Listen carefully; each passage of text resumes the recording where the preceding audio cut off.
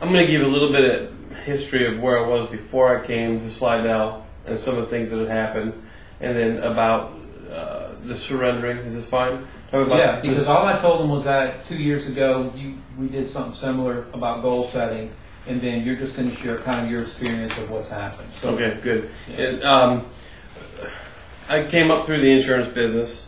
I've been doing it a long time as an agent into management. The whole time having a family and felt a calling on my life. Desired to move forward with God. Wanted to do good things for my family. But there's always, in my professional career, a sense that I'm going to fail. I'm going to lose everything. And it's bound to happen. That was something that just rested on the inside of me, and it was heavy. And I remember even so much so there's an instance to where I had missed a sale in the morning. The appointment wasn't there. And from that missed appointment, I went from I'm going to have a bad day to I'm going to have a bad week. I'm going to have a bad year. I'm probably going to have to file bankruptcy. Literally. That was the train of thought that I went through.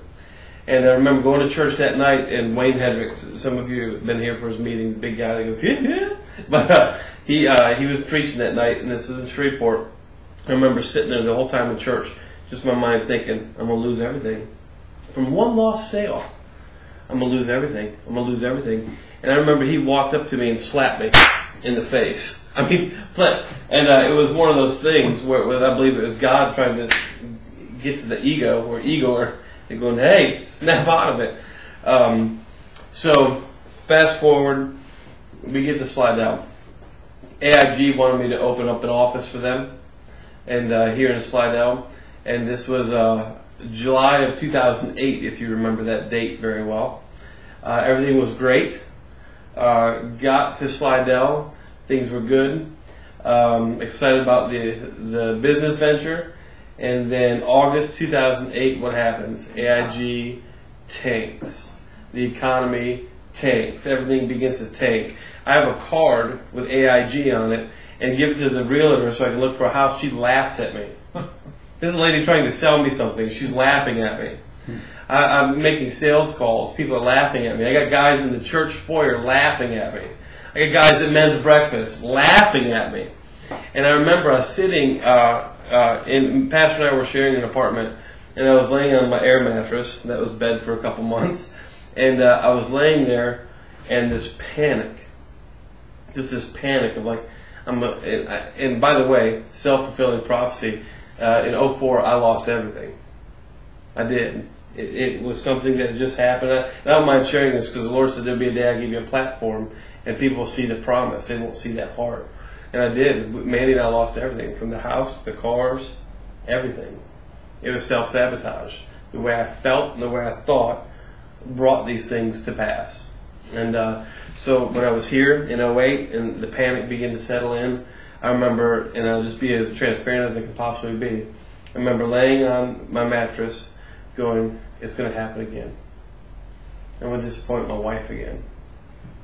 And I'm going to cause struggle for my family again. And my father-in-law is going to be ashamed of me. And all this stuff began just to creep back in, and the panic, it just was so real that it was an energy that would just absorb my being. And I remember I spoke a lot with Mike, and he began to talk to me about surrendering this and doing that. And I began just to really share a lot with him because I knew that there's no way I could walk, not only in my business career, but in the ministry I felt like God called me to. I couldn't be the daddy and the husband that I was supposed to be with this kind of fear. It wasn't possible. The vision that God had given me for our future did not line up with everything that I felt, because what I felt was more real at that point.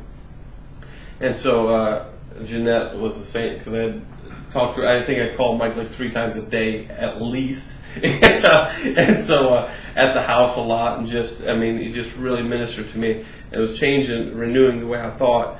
And I remember one day at church, he said, you just need to take that fear, let it absorb you. And I'm thinking, man, that is the thing I'm always trying to push down and get away from and ignore and forget about. And he said, and when you do, you just surrender it and offer it to Jesus. and wait until you see Jesus do something with it. Is this okay? That's what we Okay. did. Yeah. That's And exactly so I remember one day again, I'm laying on my mattress. I was on my stomach facing the wall. Mandy and Becky just left, so I was already kind of bummed because my family and the kids went back up to Shreveport and starting a long week of work, not making any sales. It just was rough. And so I remember I was laying there in the panic. It just the fear, the deep fear. And I just stopped and I closed my book and I just said, I'm done. God, I can't do it anymore. I can't fix this thing. I can't change it. I'm done. And I closed my eyes and I just let the thing that I'd always try to ignore, I let really just the weight of it come on me. And it was an awful feeling. And you know what that feeling is, whether it's a temptation or a fear. You know what that energy feels like. It's awful. And I let it on me. And I remember I just put my hands out. And I just remember saying, Jesus, I just give it to you. I surrender it. And all of a sudden, and I see the image to this day, I will always see this image. Jesus walks up and he looks into my hands and he throws his head backwards in just this hilarious laughter. And he begins just to laugh. And then he looks again and he begins to laugh. The next thing, and I feel the presence of God just talking about it. Next thing you know, he's like throwing buckets of water on me. And he'd look again and he'd laugh and he'd throw another bucket of water on me. And I just remember just thinking, how can he laugh at this? And then as I came to, I woke up, I was on my back, and my head was on the other side of the mattress. So I had a major encounter with the Lord, and all by the point of saying, the fear can come in because I'm about to surrender it. And I surrendered that fear probably about 25 times that day. And then I would, the next day, sitting at the table, I remember drinking coffee, planning out my week, that fear would come on me. I just did it again, I surrendered it. This time I saw Jesus look and go, and this gold confetti went everywhere. I said, that's a word. I remember another time I was ironing a shirt, that fear come up. I began to surrender it. I collapsed on the floor of the apartment. The power of God just hit me. I collapsed. It was so deep rooted, I believe it had to be just a major encounter with God I needed. I would literally wake up in the middle of the night surrendering things out loud. And every fear, every joy, every excitement, every panic, everything, every sale, anything you can think of, I'd surrender it. I would surrender so much to where if I was sitting in a restaurant in a meeting, if I had fear hit me, I'd say, excuse me. I'd get up, I'd pretend like I had a text or a call. I'd go to the restroom, and I'd stand in front of the urinal. And so if somebody came in, they didn't think I was crazy, walking back and forth in the bathroom. And I would be like, God, I surrendered. You know, if I was sitting in the bathroom going, what's wrong with this dude? But it was that, I thought it's do or die. I've got to either do this or it's not going to work out. And I remember I even made a hand signal because there's certain meetings I couldn't get out of. And so I told the Lord, I was so deliberate about it. I said, God, when I surrender something, if I can't get away, I went like that with my hand. So there'd be times somebody come and give me approval. I longed for approval in a negative way, in an unhealthy way. Approval's fine, just when it's when it's healthy. And so when I get that approval, I'd go like that. And that was me telling God, I surrender that approval. I don't need it. I need yours. And so I went after this, and then I noticed in about a week and a half, and this will sound silly to some, but when I put my socks on one morning, I noticed what the stitching looked like on the seam of the sock. The reason that's significant is normally my mind would be racing in so many different directions. I wouldn't even know how I got dressed and out the house, let alone what the seam of my sock looked like. So I began to see, okay, this is going somewhere. Mike and I sat down, and we got 5 minutes till 8. I'm good. You're good. Anybody need to leave like at 8 o'clock? Everybody good? Yeah, just minutes. I'll be done as close to 8 as possible. But lost my train of thought. We were looking at your socks. We sat down. Yep, my socks. And we sat down, Mike and I, one night, and we started. Okay, we're going to goal set. We put down God, self, income, all the different pages, and I remember we just started going through it, and I just began to write. And the dreams and the things that I desired weren't new to me, but all of a sudden there was like an energy, like it's obtainable. I can do this. Not I can do this, but I can do this. That makes sense? Because you can't do it unless you do it. Jesus said, go, you go, heal the sick, raise the dead, cleanse the lepers. So we can get ultra spiritual and say, oh, that's God, it's not me. Well, no, because if you don't, He won't. So all of a sudden, these things became reality for me. And so we began to write stuff down. I remember, I don't know how it came out, but Mike said something to me, and I said, if I could work less and make more for the sake of my family and the ministry, that's all I want. And Mike, he's like, that's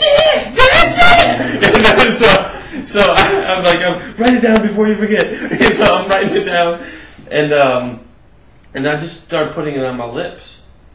I remember I went home and I told Mandy, I'm going to work less, I'm going to make more for the sake of you guys in the ministry. Now, I worked so much in the past that Michaela, when she was a child, if Mandy left the room with just me, she'd cry because she wasn't familiar with me.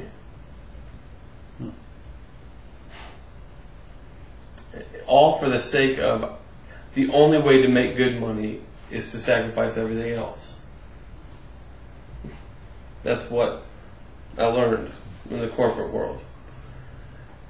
So I'm working 6 days a week, sometimes 7, working anywhere from 12 to 16 hours a day. If I only worked 10, 12 hours, I was like, it was easy. I would work till midnight on some Thursdays with new agents, be at the office by 6 on Friday morning, and out by 7 that night. I mean, that was just how life was. That was the insurance business. And so for me to say work less, make more for the sake of my family and ministry, it went really deep. All of a sudden, the burden got put on my heart to do youth ministry. And pastor said, no, I think it'd be better to go a different route.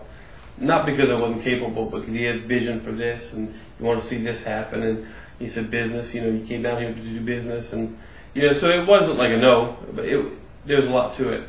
And I remember I've already learned how to do the surrender thing, or I was learning how to do the surrender thing. I remember I called Mandy. I said, I'm really disappointed. I may have even called you. Mm-hmm. And I said, I'm really disappointed, but if it's God, nobody, not even pastor, can stop it. And I wasn't saying it rebelliously. I meant it.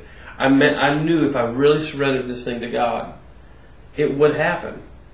And so months went by. I never brought it up, never mentioned it, never even talked to it again with Mandy. Months went by, and pastor goes, hey, the board was talking about this. Would you be interested in youth ministry? But the thing was, to work less, make more for the sake of family and ministry. My family began to grow healthy. Ministry began to flourish because I had the time to do it. And I was literally, I wouldn't share this with a lot of people because some people just, how people can get. I began to tell friends from the old company I used to work with, I'm going to work less and make more. They're like, that's crazy. What are you talking about? I began to tell Mandy every time I go out and pray. Sometimes I get that energy, that feeling of the declaration, of the goal, and it would hit me. I'd just be like, I'm going to go pray. Mandy's like, okay. I'd get up, I'd go outside and just begin, I'm going to work less, I'm going to make more for the sake of my family and my ministry. I just begin to put it on my lips. Every chance I'd tell pastor. Pastor probably looking at me like he's crazy. You better go to work, son. He got my grandchildren, my daughter. You better go to work. I'd surrender that. And, but all of a sudden, I found myself working maybe 1-2 days a week.